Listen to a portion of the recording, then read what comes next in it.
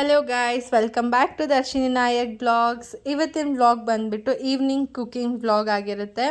So ಮನೆಗೆ ಬಂದಿದ್ದ ಕೂಡಲೇ ನಾನು ಫಸ್ಟು ಅಕ್ಕಿ ರೊಟ್ಟಿ ಹೇಗೆ ಮಾಡೋದು ಅಂತ ರೆಸಿಪೀಸ್ ಎಲ್ಲ ಸರ್ಚ್ ಮಾಡಿ ಯೂಟ್ಯೂಬಲ್ಲಿ ಒಂದು ರೆಸಿಪಿ ಇಷ್ಟ ಆಯಿತು. ಜಸ್ಟ್ ಇದನ್ನು ಟ್ರೈ ಮಾಡೋಣ ಹೇಗೆ ಬರುತ್ತೆ ಅಂತ ಮಾಡಿದೆ. ಸೊ ಚೆನ್ನಾಗಿತ್ತು ಗೈಸ್, ನೀವು ಕೂಡ ಟ್ರೈ ಮಾಡ್ಬೋದು. ನಿಮ್ಗೆ ಏನಾದರೂ ಮಾಡಬೇಕು ಅಂತ ಅನಿಸಿದ್ರೆ ನಾನು ಬೇಕಿದ್ರೆ ಇದನ್ನು ಪಿನ್ ಮಾಡಿರ್ತೀನಿ, ನೀವು ಚೆಕ್ಔಟ್ ಮಾಡ್ಬೋದು ಯಾವ ಥರ ಏನು ಅಂತ ಅಂದ್ಬಿಟ್ಟು. ತುಂಬ ಚೆನ್ನಾಗಾಗಿತ್ತು. ಅಕ್ಕಿ ರೊಟ್ಟಿ ಎಲ್ಲ ನಾನು ಕಲಿಸ್ಕೊಂಡು ಎತ್ತಿಟ್ಕೊಂಡು ಆದಮೇಲೆ ನಾನು ನೆಕ್ಸ್ಟು ಬೇರೆ ಏನಾದರೂ ಕೆಲಸ ಇರುತ್ತಲ್ವ ಅದನ್ನು ಮಾಡ್ಕೊತಾ ಇದ್ದೆ. ಅಕ್ಕಿ ರೊಟ್ಟಿ ಎಲ್ಲ ನೀಟಾಗಿ ಮಿಕ್ಸ್ ಮಾಡಿ ಸಾಫ್ಟಾಗಿತ್ತು ಗೈಸ್. ಬೇಕಿದ್ರೆ ನೀವು ಕೂಡ ಇದನ್ನು ಟ್ರೈ ಮಾಡ್ಬೋದು, ಚೆನ್ನಾಗಿತ್ತು.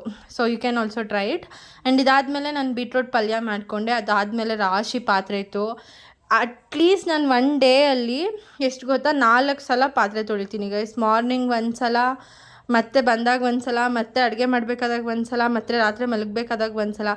ಲಿಟ್ರಲಿ ನನಗೆ ಹೆಂಗೆ ಆಗ್ಬಿಟ್ಟಿದೆ ಅಂತಂದರೆ, ಕಿಚನ್ ಡಿಪಾರ್ಟ್ಮೆಂಟ್ನ ಒಂದು 2 ಡೇಸಿಂದ ನಾನೇ ನೋಡ್ಕೊತಾ ಇದ್ದೀನಿ. ಒಂದು ಪಾತ್ರೆ ಸಿಂಕಲ್ಲಿ ಇರಬಾರ್ದು, ಎಲ್ಲ ಪಟ್ ಅಂತ ಕ್ಲೀನ್ ಮಾಡಿಬಿಡ್ಬೇಕು. ಆ ಥರ ಆಗ್ಬಿಟ್ಟು ನಮ್ಮಮ್ಮ ಎಲ್ಲ ಕ್ಲೀನ್ ಮಾಡಬೇಕಾದಾಗ ಅಯ್ಯೋ ಏನಕ್ಕೆ ಇವ್ರು ಹಿಂಗೆ ಮಾಡ್ತಾರೆ, ಎಲ್ಲ ಒಂದೇ ಸಲ ತೊಳೆದ್ರೆ ಆಗ್ತಿತ್ತಲ್ವ ಅಂತ ಅನ್ಸೋದು. ಬಟ್ ಆದರೆ ಇವಾಗ ಹಿಂಗಲ್ಲ, ಫಸ್ಟು ಕಿಚನ್ ನೀಟಾಗಿ ಇಟ್ಕೊಬೇಕು, ಆಮೇಲೆ ಬೇರೆದೆಲ್ಲ ಅನ್ನೋ ಥರ ಬಂದಿದೆ.